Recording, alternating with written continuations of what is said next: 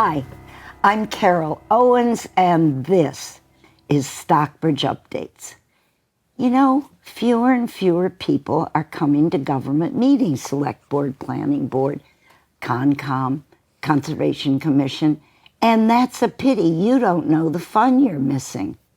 Now, take for example, a couple of years ago, a man, very bright, well-educated, very dedicated in one subject, wanted everybody to know, the select board and everybody else, what he had learned in his chosen field. So he raised his hand and up he went to give his comments. He was also quite hard of hearing. So he was concentrated on his remarks and he was looking down like this at his piece of paper, seriously concentrating. And he couldn't hear much of what was going on in the room. So on he went, explaining in great detail what he had to say. And the chairperson, whether had heard enough or objected to the material, we'll never know. Banged the gavel and told the fellow to be quiet. Now, let me take a step back.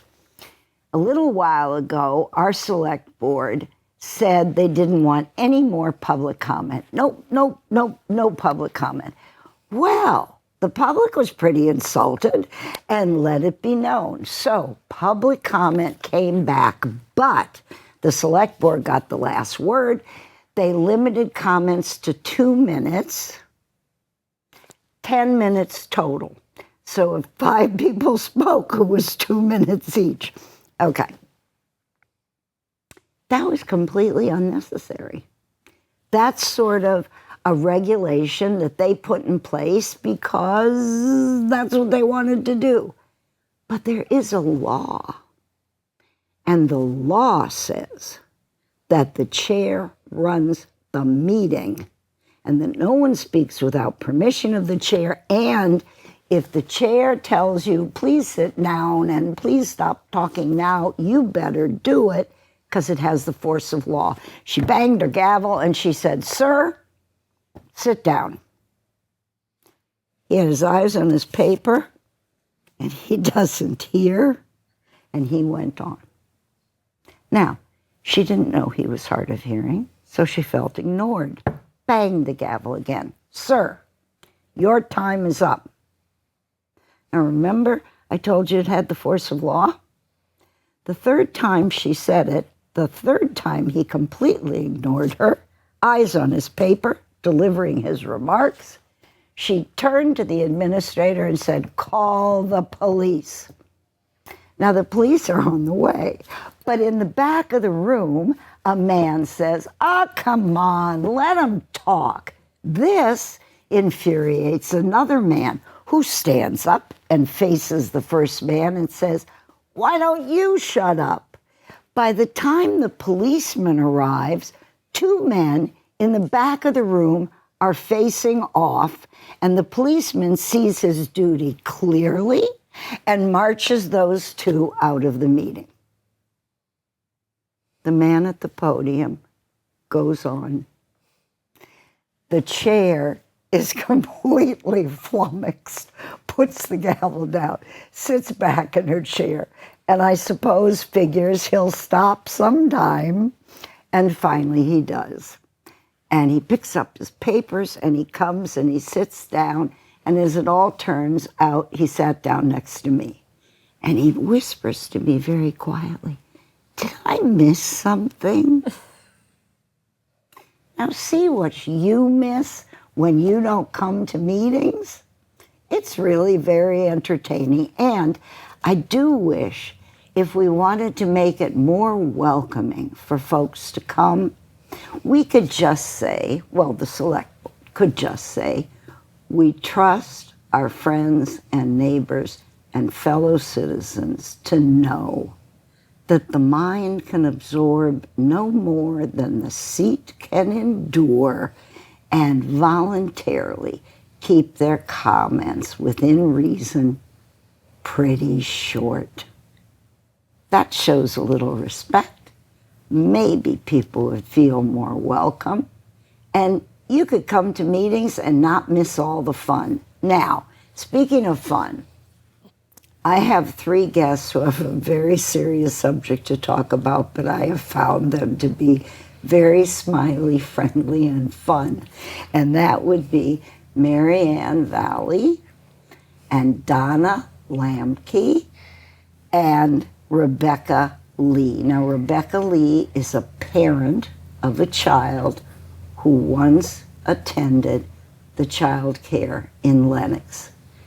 Marianne is the director, and Donna was her assistant director. Welcome. Hi. To all Thank of you. And you know, it's now closed. We are actually closing on June 26th. On June 26th, but the vote of the board to close occurred when? I want to say it was like March 4th or 5th. Right. And why? Because childcare is so needed. What happened? Our building just wasn't a priority to the town, sadly. And it's just deteriorated. And both the select board, myself, Donna, the town manager, the DPW superintendent, and the building committee just decided that it was just time for us to move on and find a different location. But sadly, we haven't been able to find one. Well, gosh, nobody can find, whether it's residential or business or a service, as in your case, finding space is pretty hard. Now, the way I became aware of this is that parents contacted me. And they contacted the Eagle. And just expressed their displeasure. What happened for you? What made a difference in your life? Sure. So, as you had mentioned, my daughter, my oldest daughter, she's 4 years old now, but she started at the Lenox Children's Center when she was 5 months old, and she has been there up until this past year. And then we had our second daughter back in November. As soon as I found out I was pregnant, one of my very first calls was to Marianne saying, please put me on the list. You know, I need to reserve a spot for my infant who's, not a fetus, right now. So, we got her a spot in the infant room, and she started the beginning of February. So about 4 to 5 weeks after she had begun at the Lenox Children's Center, we found out that they were planning on closing their doors, and it just sent my husband and I in a panic. And, both of us working full time. Yeah, I was assuming you're a working mom. Yes. Can you share what you do? Sure, I'm a civil engineer. Wow. So I don't have a career that has a ton of flexibility. I worked hard to be where I'm at, especially a woman in the engineering industry. So, the options of not having childcare, what do we do?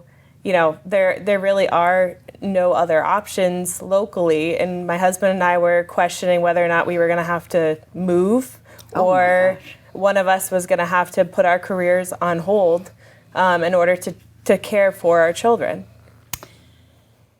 Donna, that's pretty extreme. Do you find most parents are in that situation? Our parents were in a panic mode.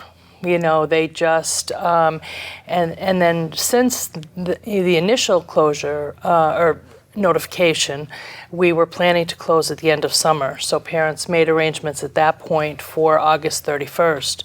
But then some of our staff have since found other positions. Well, they have and left sooner. Right. They have to consider their own lives, and so they left sooner than that. So the date had to be moved up.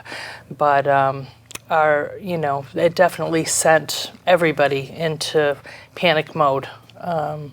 It was a very tough time for everybody. Emotional. We've been open since the 80s. And so people, I think figured that we were secure in our spot. And it's interesting. I suggest this to all 3 of you because I'd like to hear your thoughts on the federal level, on the level sort of with an intention to influence the whole country, abortion is more difficult, if not impossible. So that kind of family planning is negated to an extent.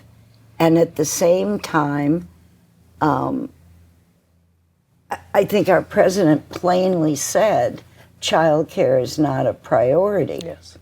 And I'm wondering what that sounds like to each of you, because I think all of us are professional women, correct? Mm-hmm. Yeah. Mm-hmm. So the combination of those two things, what do you think?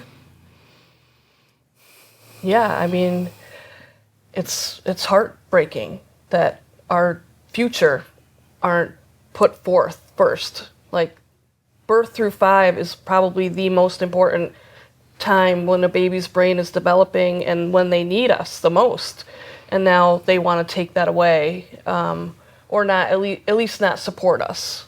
And I feel it's just heartbreaking. As the biggest word I can come up with is heartbreaking. And it's, Donna, it sounds to me a little bit like women shouldn't work.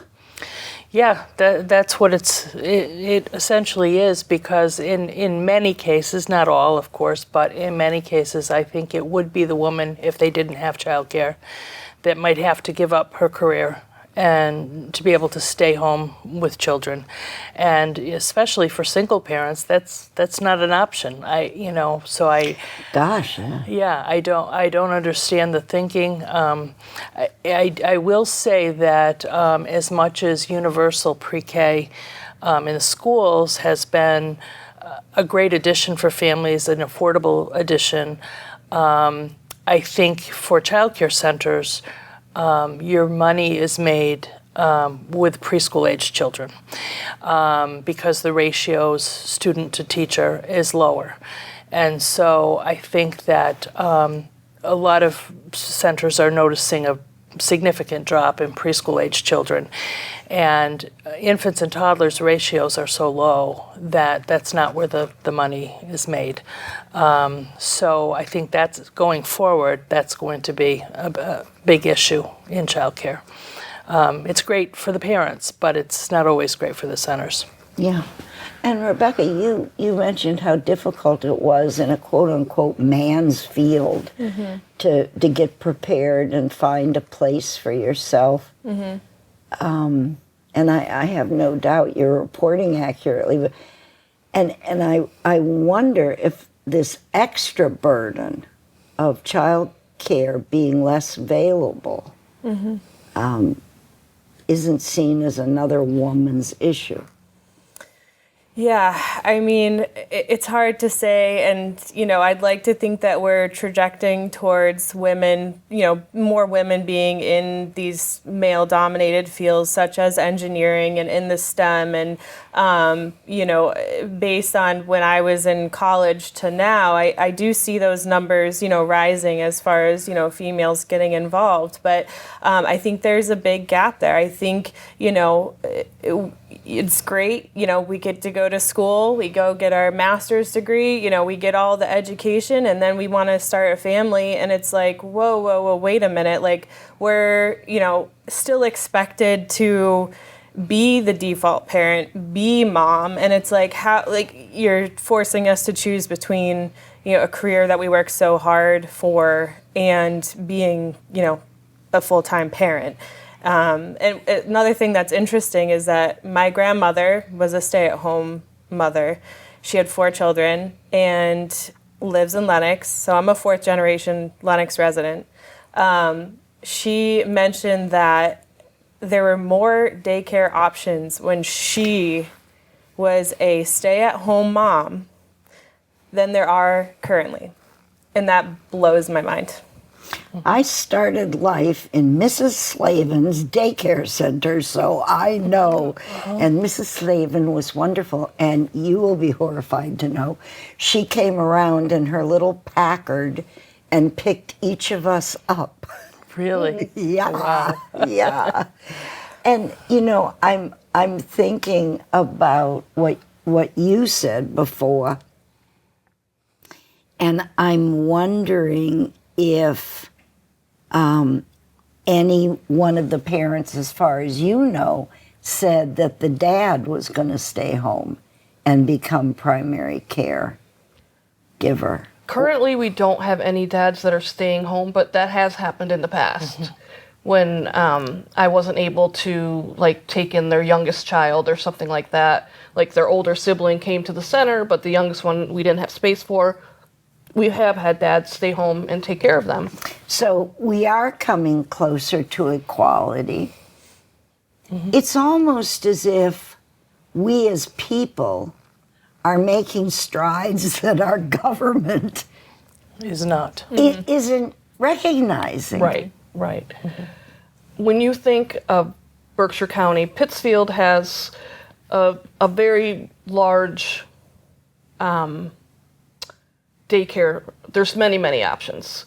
But when you come from Lenox and you go all the way to Great Barrington, we have one child care facility in between Lenox now. Once we close, Lenox and Great Barrington, that will take infants. One. Wow. And that's only 7 infants to Right. 2 teachers. That's the ratio that the state mandates. So toddlers have a little bit better luck because we have BCD and Montessori and Lenox. And then Stockbridge, the preschool's all set because they have one at Austin Riggs and they have St. Paul's. But when it comes to infant care, we're in a desert out here when it comes to child care. So that's 7 infants in South County, other than maybe a handful, possibly a family child care homes. It's infuriating. There's a gap, isn't there? Some people call it a workforce gap, where those struggling the most can qualify for certain governmental assistance that provides a service, whatever service we're talking about. And then the wealthiest don't mind the cost, whatever it is, of purchasing that service privately. And that leaves a gap. And do you feel like that's kind of what you're describing here? So if my memory serves me correctly, the vouchers, which is I think what you're referring to, which is subsidized childcare, have been frozen for 3 years.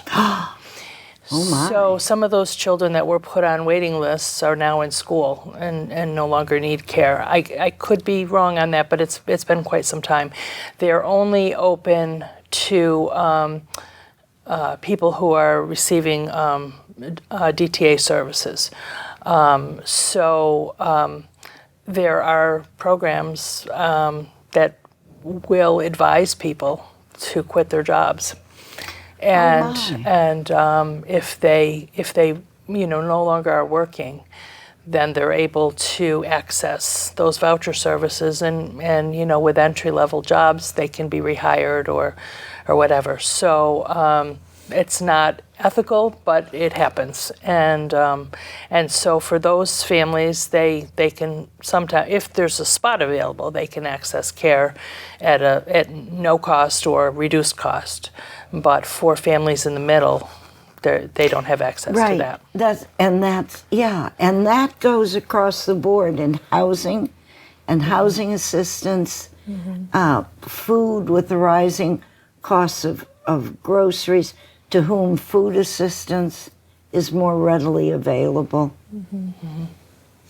And the overall there's a sort of movement among us. There are folks who sound a great deal more like, I wrote a book about women in the 18th century, the war years from the French Indian War through the Revolutionary War.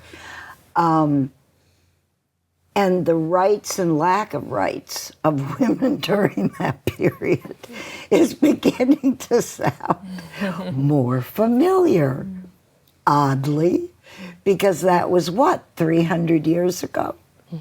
Well, they do say history repeats itself. Yeah.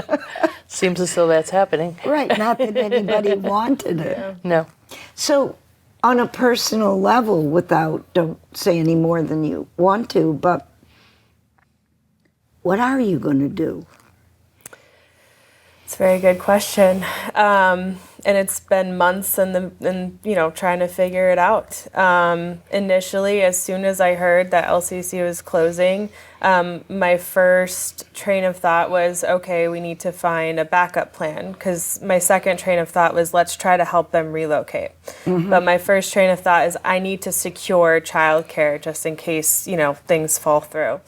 So the day I found out, I called all of the centers in the area. The best I could get was spot 21 at Busy Bee in Lee. Oh, my. I called all of the home daycares in Lee. To my knowledge, there's no home daycares in Lenox. I called all of the home daycares in Lee. They were a minimum of 2 years out for accepting, new kids.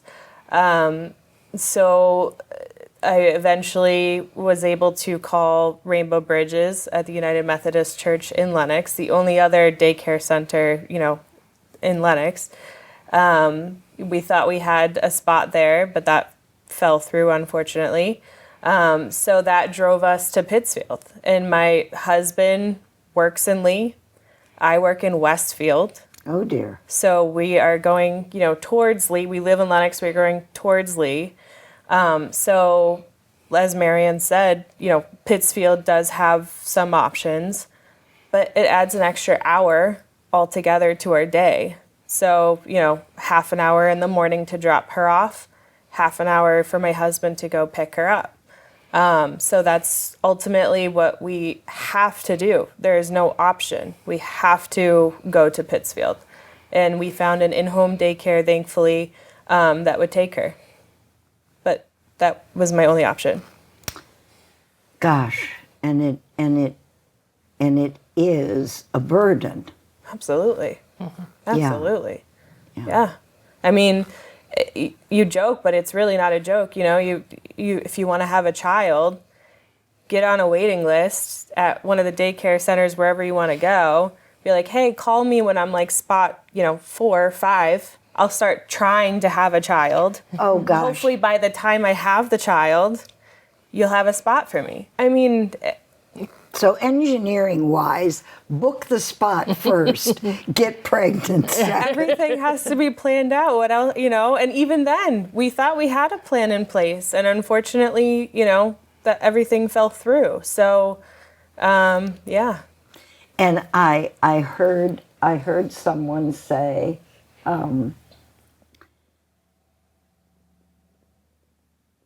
not so long ago, within the last couple of weeks, that the cost of child care privately, unsubsidized private care, was more than she earned if she kept the job. So for the family net income, the economic choice is don't work, stay home with the kids. Right. Because she can't earn more than her child care professional.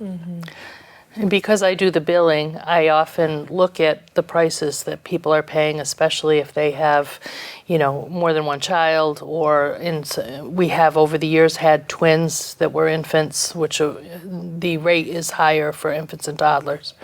And I look at them and marvel and think, how are they making any money? Even if they have great careers, how are they coming out ahead? And I don't think they are. I think it's just kind of a placeholder in their careers. I have to say, as a therapist, that was my profession in my working life. And I must say that money is one of the benefits of working, but far from the only one. There's degrees of self-satisfaction, personal pride, but also, to someone in my field, work is the great normalizer. if someone is working, successfully holding down a job, it sets a schedule, it sets expectations, it normalizes a life in a lot of aspects, and it's richly to be desired.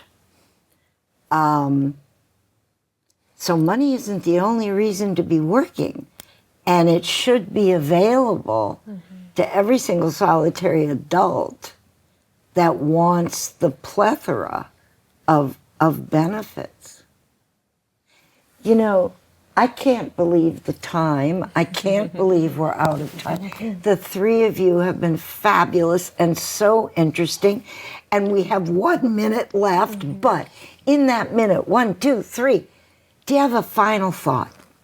Sure. I would just challenge our community to step up and help all the young families, young working families, find a solution, improve the situation that we're going through, because the future is with our kids.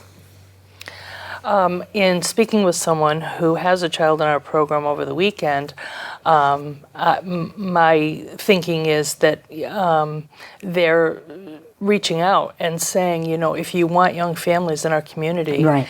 then you have to provide for them. And that's been a very large challenge for people. Marianne? Yeah, I mean, I echo exactly what they're saying, and I just feel compelled to just push our communities to just be more supportive and help these young families find childcare. Produce their own, make a town childcare center, do something, anything that would help them. And I just want to say to all of you, recognize the problem and work the problem. We need solutions. Thank you, ladies, so much. Thank you for having us.